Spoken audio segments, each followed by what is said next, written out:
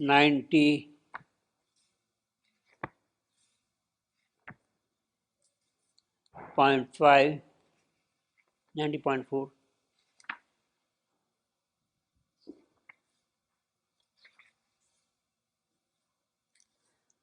Yeah, the section. Ashwapati is replying to the Divine Mother. She had 90.5, 90, okay, 90, you go to the previous one first, 90.4 from that one. Last line of the previous page. Now he is asking the divine. She has advised him caution and all that kind of a thing, and do my work. Everything will be all right. She is telling him. She is aware of the history of mankind. What Savitri's mother has narrated to some extent, she is fully aware of it, and she is anticipating in that context something from Ashwapati, and she is forewarning him, forget about that. You follow what I am telling you. And she says, but Ashwapati says, heart is the doom to which thou bindest thy soul.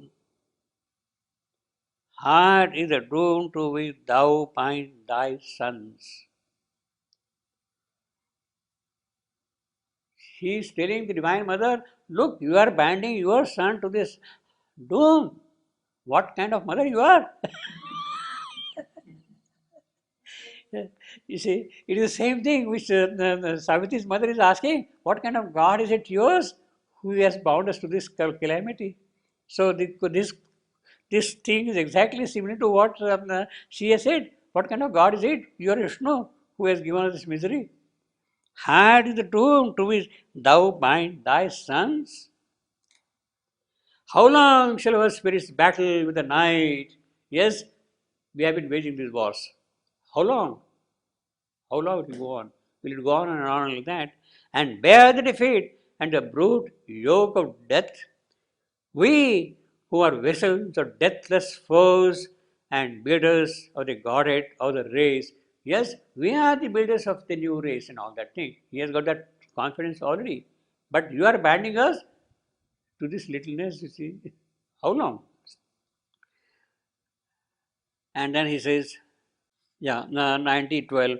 All we have done is ever still to do. He is briefly tracing what has been done by man so far. All we have done is ever still to do. All breaks and all renews and is the same. Nothing has really changed. Nothing has really changed, you see, the whole world. See. Huge revolutions of lies futile jar. The newborn ages perish like the old. It keeps on repeating. As if the sad enigma kept its right till all is done for which this scene was made. The enigma must exist as if there is a deeper problem which has to be solved, and therefore the enigma exists, you see. Too little the strength that now with us is born, too faint the light that steals to nature's lids, too scant the joy with which she buys our pain. Yes, she gives a little joy, all right, but she is buying, by that we are buying greater pain.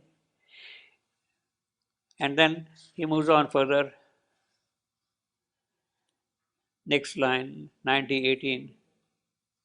In anguish we labor that from us may rise a larger seeing man with nobler heart, a golden vessel of the incarnate truth. That is our hope, that is our aspiration, that is our expectation, that from us may rise a greater man, the executor of the divine attempt, equipped to wear the earthly body of God, communicant and prophet and lover and king. Yes, this is what we expect to happen. And he also is confident that this will happen because I know that thy creation cannot fail. It has to happen. I know that thy creation cannot fail. And then he describes the whole history of mankind. 1927. A giant dance of Shiva to the past. There was a thunder of words that fall. Earth was overrun with fire and roar of death, clamoring to slay a world his hunger had made. There was a clangor of destruction's wings. The Titan's battle cry was in my ear. Alarm and rumor shook the armored night.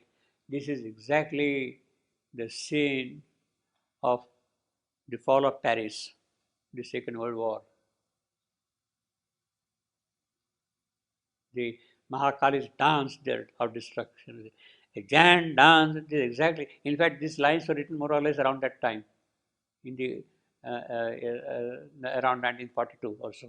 The lines, when this was happening, you see. A giant dance of Shiva to the past. There was a thunder as of worlds that fall. Earth was overrun with fire and a roar of death, clamoring to slay a world his hunger had made. There was a clangor of destruction's wing, etc., etc. Now, so this is a kind of a similar thing she is also asking, more or less. But there is a difference between what Ashwapati is describing and what the queen is describing. In the queen query, she is raising the voice of the earth. She is raising the voice of the earth. Ashwapati is raising the voice of the yogi. He is raising the voice of the yogi there, you see. He is questioning that, you see. She is passionate like earth. She is raising the voice of the earth. She is questioning. Earth's question is there in her speech. Here is the question of the yogi who is asking this thing, you see. Why? And he has a solution also there. He has a solution, Ashwapati. He says, yes, this is the history. This is what has been happening through ages and ages and ages. I know that. You also know that, of course. You are fully aware of it also. My solution is that you must come down here yourself and solve the problem. Don't say this. I am not going to listen to that. You have to take the mortal birth, come upon earth, and do whatever is got to be done here for that. That is the solution he is offering, Ashwapati. He is not only describing, he is offering a solution. The solution is you must take the mortal birth. Come down, mission toward some living form of thee. Mission toward some living form of thee. That is the solution he is offering to the entire creation's history here. Whereas in the case of Savitri's mother, she doesn't have a solution. She doesn't have that suggestion at all to make. She is describing, she is questioning. She is questioning this solution. She is questioning, but very true questioning also. She is questioning why this solution. Yes, but she has no solution. This man also is seeing all that thing, she is also seeing all that thing, and she is asking a question now. Where from we have come and all that kind of a thing. She has no answer. She has no answer.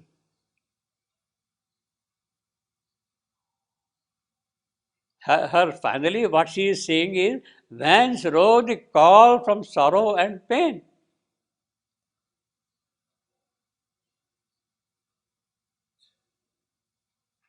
It is kind of a curiosity she is expressing there. That is the human element, human aspect of it, you see. Whereas he is not saying like that. Ashwapati is a different level altogether. He says, yes, I know all these things, you also know these things. And my suggestion is that this can be done, resolved, if only you come here as Savitri. But he doesn't say what she has to do. Only come down on earth and take birth. That alone doesn't solve things either. Nobody else can do it. You alone can do it. Yeah, but it implies you have to do something, not just take Yeah, but that's right. He has described, yeah, he has brought the problem to that situation. See. And the whole ground is now prepared for the birth of Savitri. She will do it. Do you In the mean, case of Ashwapati. do you mean the birth and the mortal life? It is the solution. It is? It is the solution. Yes. She will come and do whatever is required to be done. What is done? What is that is allowing this to continue? What is that allowing this thing to continue? That is the quintessence of the whole discussion. Even the quiz question is amounting to that thing. Yes, this is like that, this is like that, and it is continuing. What is it that makes it go on like that? Can that be tackled? Can that be tackled? And the answer is death.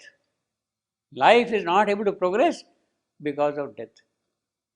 So, if all these difficulties are here, because of the presence of death, the only solution lies in removing death. That is what Ashwapati is insisting. You have to take care of death. You have to remove death first. Automatically, other things will happen. Means the entire history which is there, that will get wiped off. It is because of death.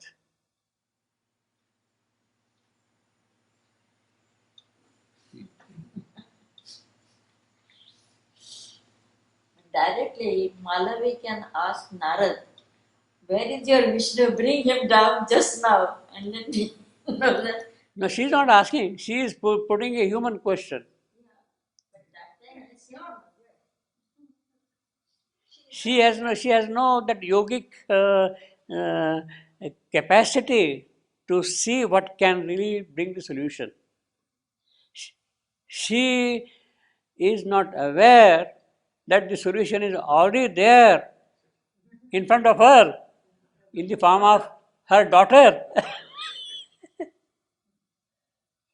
She is not aware of it.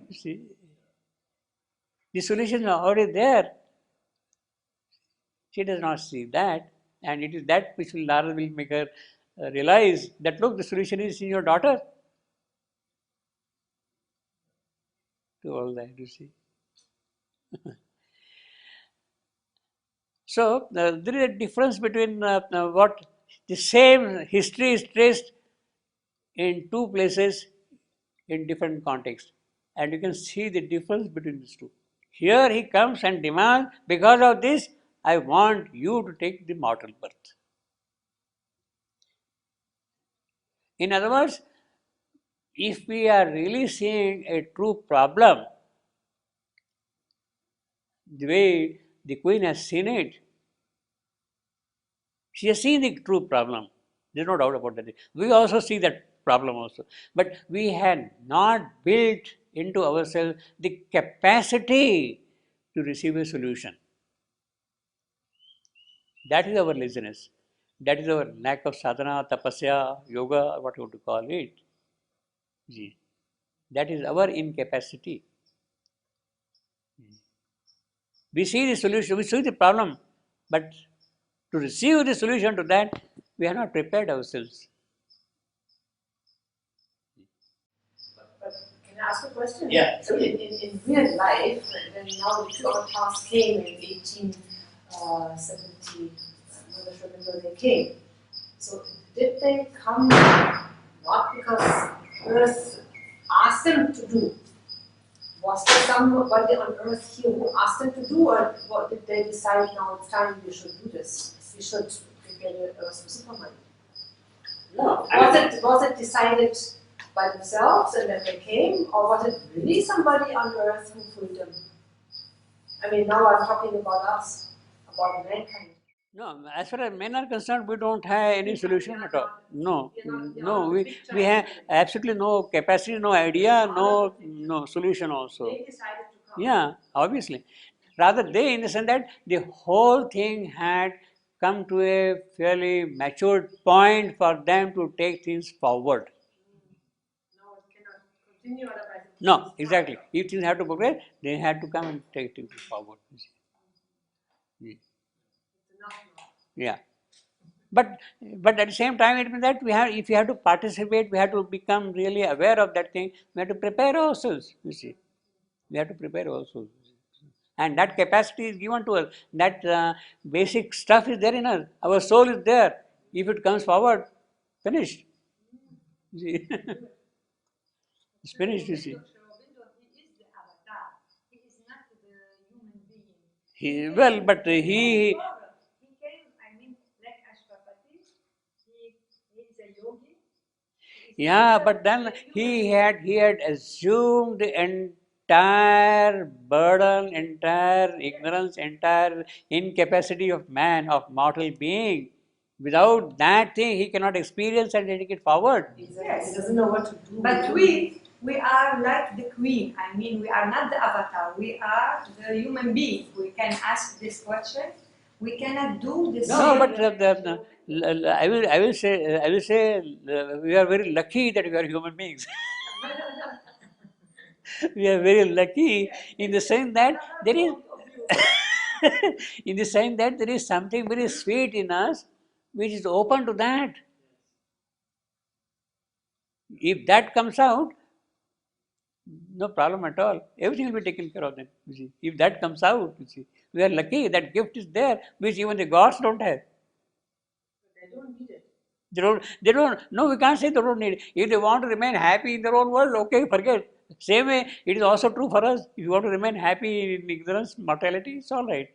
But there is something which will not keep us quiet until that thing is found, you see. No, because they are suffering. They are not suffering. The gods are not suffering. We don't know. I think perhaps they are suffering in their own manner. If you get stuck to the same kind of a joy, you see, you see, They can see it. We cannot see it.